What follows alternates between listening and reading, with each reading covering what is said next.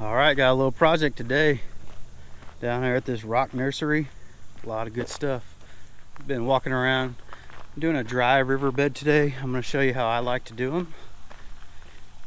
All the different types of rocks you can use. That being said, let's get to it. That's a beautiful chair. I got a lot of selection down here. I love coming down here. A lot of man-made stuff. Got your natural rocks, slate, these beautiful turquoise.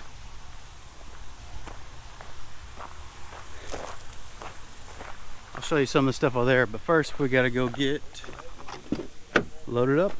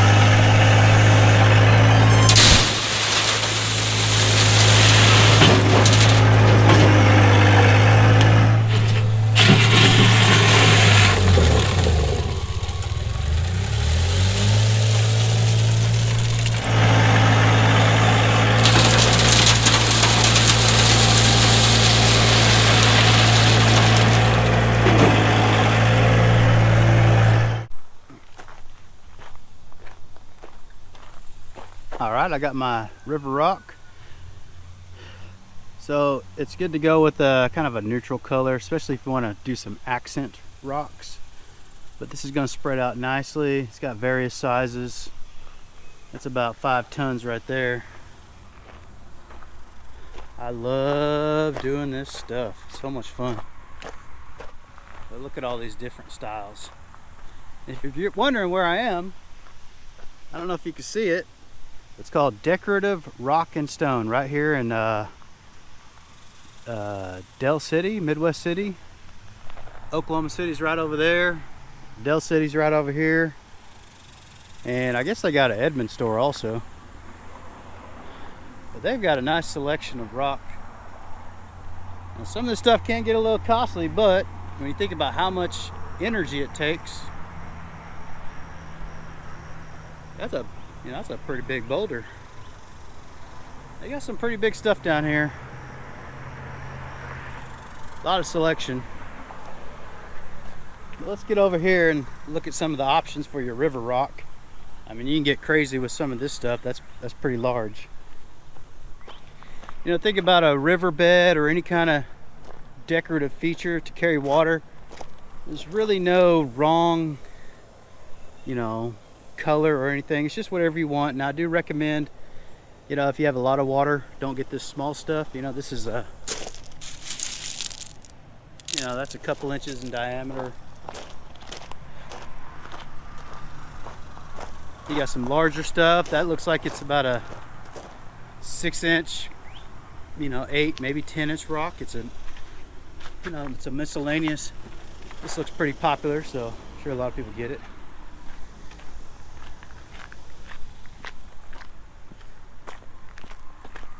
So this looks like it's about a 2 to 3, some 4-inch rock,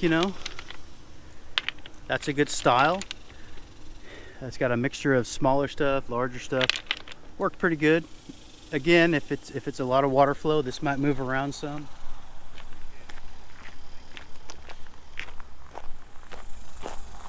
And then here's your much larger stuff. This is like a 6 to 8-inch river rock.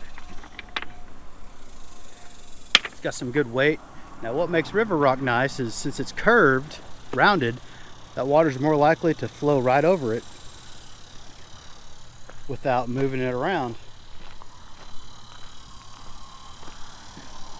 And what's nice is when you lay your fabric down, if you do have the larger stuff, you can fill in the gaps with some smaller stuff. Now down there is about a 10 to 12-inch river rock. Down in the very bottom, you could put this large stuff where most of the water is going to be carried. Now be careful when you place this stuff. You don't want these big ones to plug it up, but you can lay this larger stuff where the heavy water is going to be, and then as you come up the sides, that's beautiful. You know, if you want to add a little, like I said, so you can lay that in the middle or in the bottom, and as you come up the sides, you can get some smaller stuff, a little more decorative, whatever. If you want to add a little color, I love this turquoise.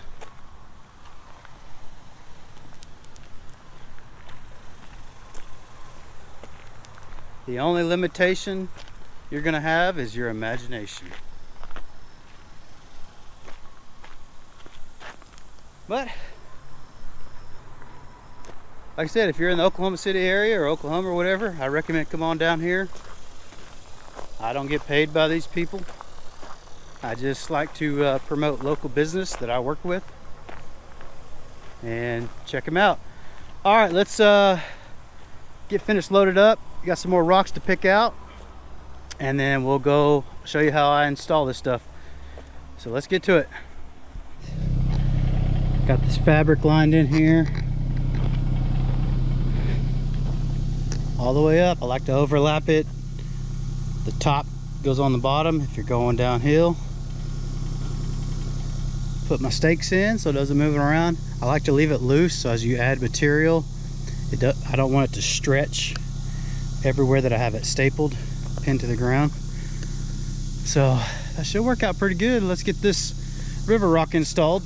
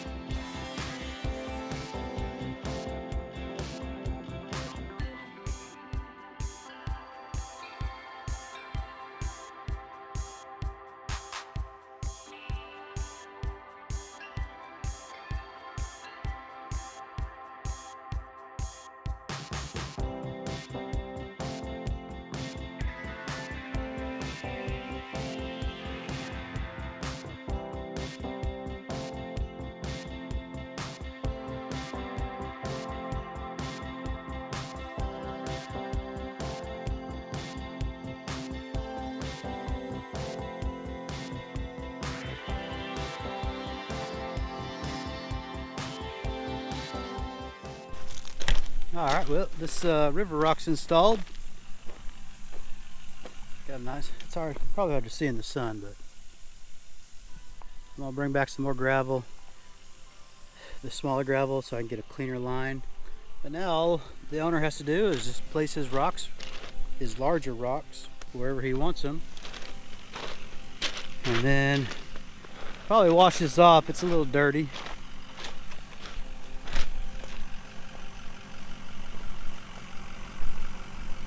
Good to put these rocks down at the end. It helps keep all this from wanting to slide down during the installation. But so you can see we got a nice crown. It's hard to see in the sun and shade, but it's got a nice crown. It's going to flow over into this and carry this water all the way down. Just tin horn. But it's good to use a smaller river rock in between all the larger stuff. Now I think he's going to get some more larger stones to put in here.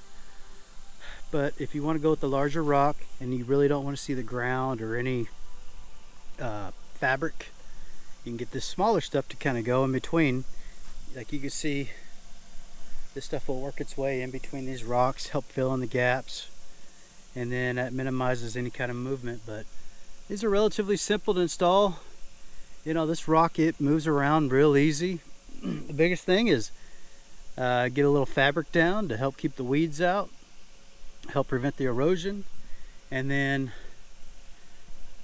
just get a nice little valley and just start tamping it down. If you have an excavator, you can hand rake it, either way. But all right, I gotta finish this job, and thanks for watching.